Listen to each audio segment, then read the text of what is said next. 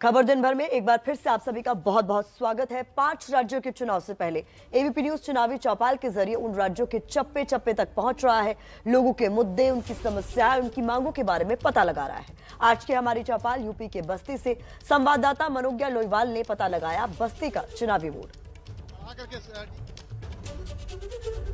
बस्ती जिले में 5 विधानसभा सीटें हैं और 1 सांसद है और ये सभी इस समय बीजेपी के पास हैं। लेकिन क्या इस बार भी जनता की आवाज उन्हीं के साथ है या फिर विरोध में भी उठ रही आवाज? लोगों से ही बात करते हैं कि उनके मुद्दे क्या होंगे आपके मुद्दे इस बार के चुनाव? समाजवादी अगर सरकार बनती है, जैसे युवाओं को लैपटॉप मिलता था, लैपटॉप मिलेगा, कन्या विद्याधन मिलता था, कन्या विद्याधन मिलेगा और रोजगार मिलेगा, रोजगारी भत्ता मिलेगा। इस तरह नहीं एकदम ठप पड़े हुए हैं, सब ठप पड़ा है। क्या कहना है बीजेपी?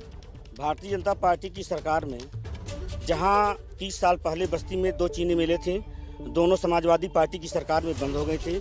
आज भारतीय जनता पार्टी की सरकार, योगी आदित्यनाथ के नेतृत्व की सरकार आई तो बस्ती में चीनी मिल बन के तैयार है। आज बस्ती में स्वास्थ्य के लिए कोई व्यवस्था नहीं था। मेडिकल कॉलेज 70 सालों बाद बस्ती में बना है। इंजीनियरिंग कॉलेज बस्ती में बनकर तैयार और चल रहा है। ना सहमत है इस बात? बिल्कुल सहमत नहीं मैडम, बिल्कुल सहमत नहीं है, क्योंकि भारतीय जनता पार्टी के जब मुख्यमंत्री कल्याण सिंह जी थे उस वक्त यहाँ पे शुगर मिल मुंडेरवा की बंद हुई थी और मुंडेरवा शुगर मिल का अधिग्रहण सिर्फ कांग्रेस ने किया था। 2 मिलों का अधिग्रहण नहीं हो पाया था, जिसके कारण 2 मिलें अभी तक चालू नहीं हो पाई।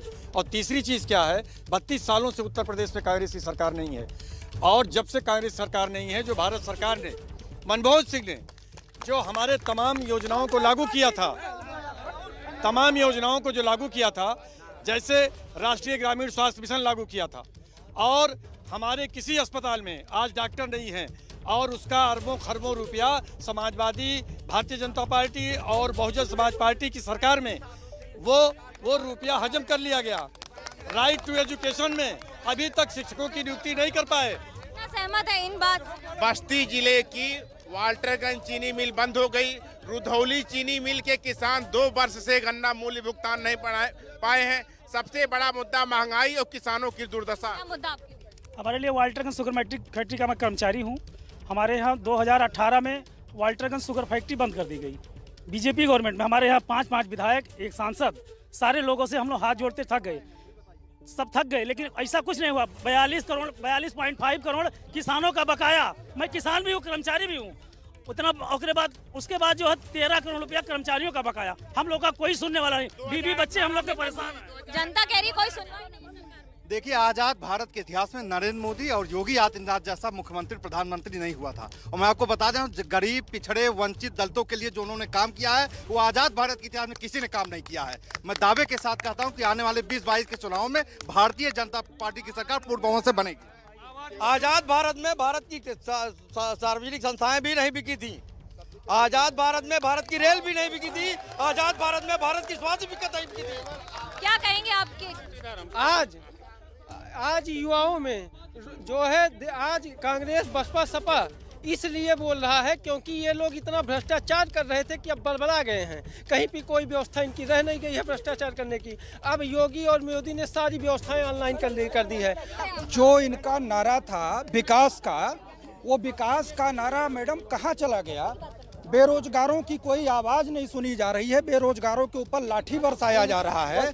किसानों की बात नहीं सुनी जा रही है। हर जगह महंगाई, भ्रष्टाचार, शर्म। नीति आयोग की रिपोर्ट है, साल 2020 आत्महत्याओं वाला साल था। 6 साल से लगातार मानव अधिकार हनन में ये सरकार नंबर 1 रही है। बस्ती विकास की बात है। यही समाजवादी पार्टी के भी मंत्री थे, यही बसपा के भी मंत्री थे। आज तक जो काम यहाँ पे हुआ है और कहीं नहीं हुआ। Medical college. मैं भारतीय जनता पार्टी के नेताओं से ये पूछना चाहता हूँ, योगी और मोदी से कब बेरोजगारी की बात करेंगे? कब बेरोजगारी की बात करेंगे? कब ये महंगाई की बात करेंगे? कब पेट्रोल डीजल की बात करेंगे? कब तक मंदिर मस्जिद के नाम पे राजनीति करते हैं? कब तक आप मंदिर मस्जिद के नाम पर ही राजनीति करते हैं? मंदिर मस्जिद, ये हिंदुस्तान है। अयोध्या में मंदिर बनेगा। अगर बनारस में मंदिर बना है तो वहाँ बगल में मस्जिद भी है। ये लोग हिंदू मुसलमान करके मुसलमानों को केवल मूर्ख बनाते हैं। हमने मुसलमानों को आवास दिया, रोजगार दिया, हम लोगों ने शौचालय दिया। आज मैं बताना चाहता हूँ, बस्ती का कोई एक मोहल्ला ले लीजिए, हिंदू और मुसलमान जहाँ रहते हो, सैकड़ों मंदिर मस्जिद के नाम पर वोट कब तक मांगा जाएगा? क्या बेरोजगारी, डीजल, महंगाई मुद्दा नहीं होगी? अगर ये स्पष्ट है तो 2022 में योगी मुक्त होंगे, 2024 में मोदी मुक्त। जवाब भ्रष्टाचार पर क्या? भ्रष्टाचार पूरी तरह उत्तर प्रदेश में बंद है। ये समाजवादी पार्टी भ्रष्टाचार करने के लिए परेशान थे, इस नाते ये पागल बन के घूम रहे हैं। इस नाते मैं कहना चाहता हूँ 2022 में सपा बसपा साफ होगी, कांग्रेस का पता नहीं चलेगा। एक और जहाँ पर जनता के सवाल है तो वहीं जनता ये भी जानती है कि जवाब भी जनता ही देगी। कैमरा पर्सन सूरज पांडे और सतीश श्रीवास्तव के साथ मनोज लोहिया, बस्ती, एबीपी न्यूज।